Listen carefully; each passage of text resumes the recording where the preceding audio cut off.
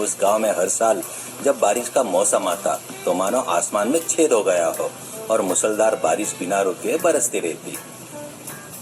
उस बारिश की मार से गांव के गरीब लोगों के घरों में घुटनों तक पानी भर जाता या फिर पुराने खपरेल घरों की छत से पानी टपक टपक कर पूरा घर तालाब बन जाता और वे लोग नरक जैसी जिंदगी देखने को मजबूर हो जाते।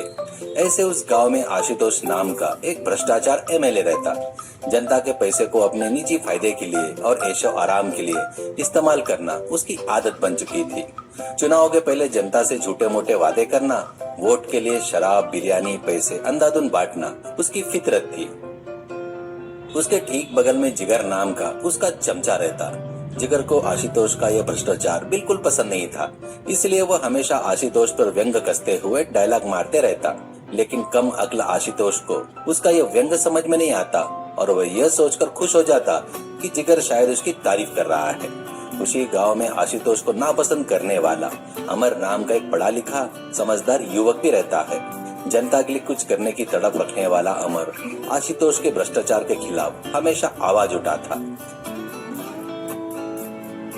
एक दिन सुबह चुनाव के लिए आशुतोष अपने चमचों के साथ गरीब लोगों की बस्ती में आया। वो कार से उतरा, स्टेज पर चढ़ा, हाथ जोड़ा और माइक पकड़कर बोलना शुरू किया। मेरे प्रिय वोटरों, इस बारिश के मौसम में जब आपके घरों की छत से पानी टपकता है तो मेरी आंखों से भी आंसू बहने लगते हैं। मेरा दिल बैठ जाता है। इस बार के चुनाव में अगर आप लोग मुझे फिर से भारी बहुमत से जिताते हो तो मैं आप सभी को 1 भी रुपया खर्चा किए पक्के मकान बनवा कर दूंगा। मैं आपसे वादा करता हूँ कि आपको इस बारिश की परेशानी से पूरी तरह मुक्ति दिला दूंगा। जनता ने उसकी बात को सच मान लिया और जोर जोर से तालियां बजाने लगी। वही बगल में खड़े जिगर ने धीरे से मुस्कुराते हुए आशुतोष की तरफ देखा। आशुतोष सर, आपकी बातें सुनकर तो मेरी आंखों में आंसू आ रहे हैं सर। पिछले 5 सालों में आपने एक भी घर नहीं बनवाया, इसलिए इस बार आपको उन घरों के बारे में बात करने का ये शानदार मौका मिला है सर। जनता के पैसों को अपने घर के तिजोरी में बंद रखने में जो आपकी लगन है, वो लगन जनता के घर बनाने में ना होना आपकी इसी महानता का प्रतीक है सर। देखा जिगर, तुमने मेरी जन सेवा के बारे में कितना अच्छा अद्भुत कहा है, लेकिन लगन कैसी है यह बात लोगों को अब तो समझ में आनी ही चाहिए। मेरे जैसे लीडर मिलना इस गांव के लिए किस्मत है। ठीक उसी समय अमर कुछ और युवकों के साथ वहाँ पहुंचा। वह स्टेज के सामने खड़ा हो गया और आशुतोष से तीखे सवाल करने लगा। आशुतोष जी, 5 साल पहले भी आपने यही बात की थी। आज तक एक गरीब को घर नहीं मिला, लेकिन आपका घर जरूर 4 मंजिला बन गया। भाइयों और बहनों, इनकी इन झूठी बातों पर भरोसा मत कीजिए। इस बार के चुनाव में मुझ जैसे पढ़े लिखे इंसान को जिताइए। मैं आपके टैक्स के पैसे को सिर्फ आपके लिए ही इस्तेमाल करूंगा। सड़कें और मकान पक्के बनवाऊंगा। जनता ने अमर की बातें तो सुनी, लेकिन उन्हें अमर की अच्छी बातों से ज्यादा आशुतोष के तरफ से मिलने वाली मुफ्त चीजें ज्यादा आकर्षित कर रही थी। आशुतोष ने बस्ती में सबको बिरयानी के पैकेट, शराब के क्वार्टर हर वोट के बदले में 1-1 हजार रुपए बांट दिए। नतीजा ये निकला, चुनाव में आशुतोष फिर से जीत गया। जनता ने अमर को बुरी तरह हरा दिया।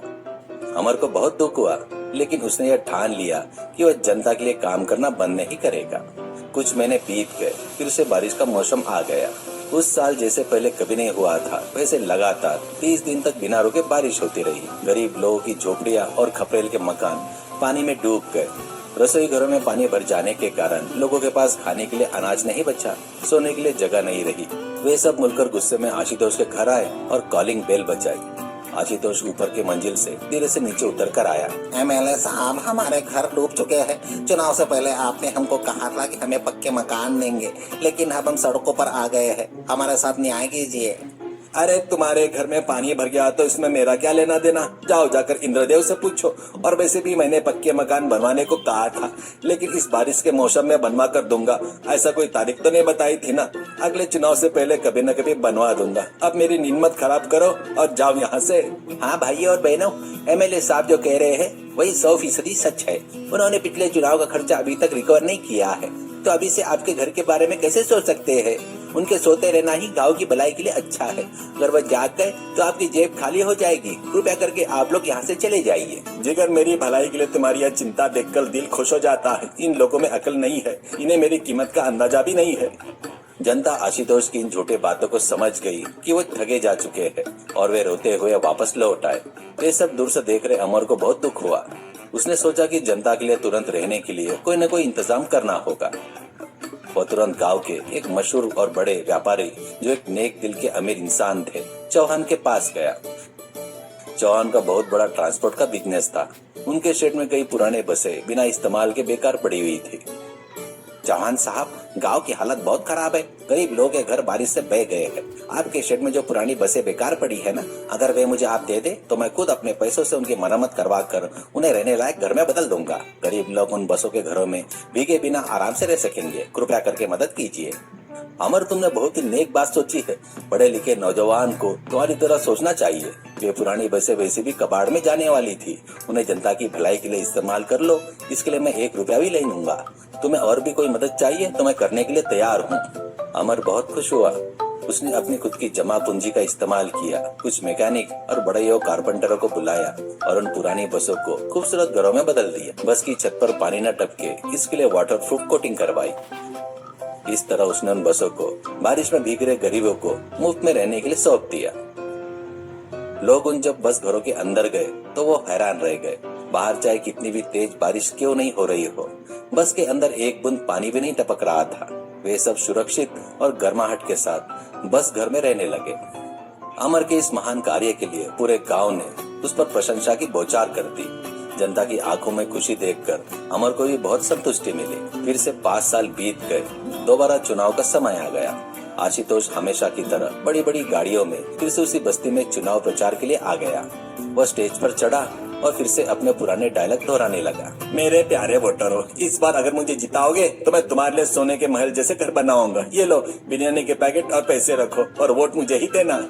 लेकिन इस बार जनता बदल चुकी थी। उन्होंने आशुतोष के दिए हुए बिरयानी के पैकेट और पैसों को उसके मुंह पर दे मारा। वे जोर जोर से चिल्लाते हुए आशुतोष को धिक्कारने लगे। आशुतोष, तुम्हारे अब झूठ बहुत हो चुके हैं। पिछले चुनाव में तुमने हमारे घर न बनवा कर हमें सड़क पर लाकर खड़ा कर दिया। तब अमर बाबू ने अपने खुद के पैसों से हमें बस घर देकर हमारी जान बचाई। तुम एक भ्रष्टाचार मगरमच्छ हो। यहाँ से दफा हो जाओ।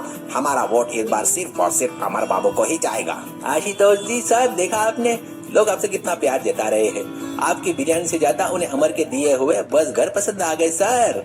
आपके पापों का घड़ा भर चुका है सर। अब हमारे यहाँ से भागना ही बेहतर है, वरना लोग हमें इस बस के नीचे डालकर कुचल देंगे। ये क्या कर रहे हो जिगर? ये लोग मुझे धिक्कार रहे हैं। मेरी पावर कहाँ चली गई? चलो यहाँ से तुरंत भाग चलते हैं। आशुतोष डर के मारे अपनी गाड़ी लेकर वहाँ से रफू चक्कर हो गया। चुनाव के नतीजे आए।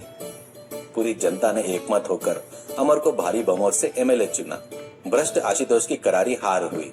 अमर के एमएलए बनने के बाद उसने चौहान की मदद से सरकारी फंड का सही इस्तेमाल किया।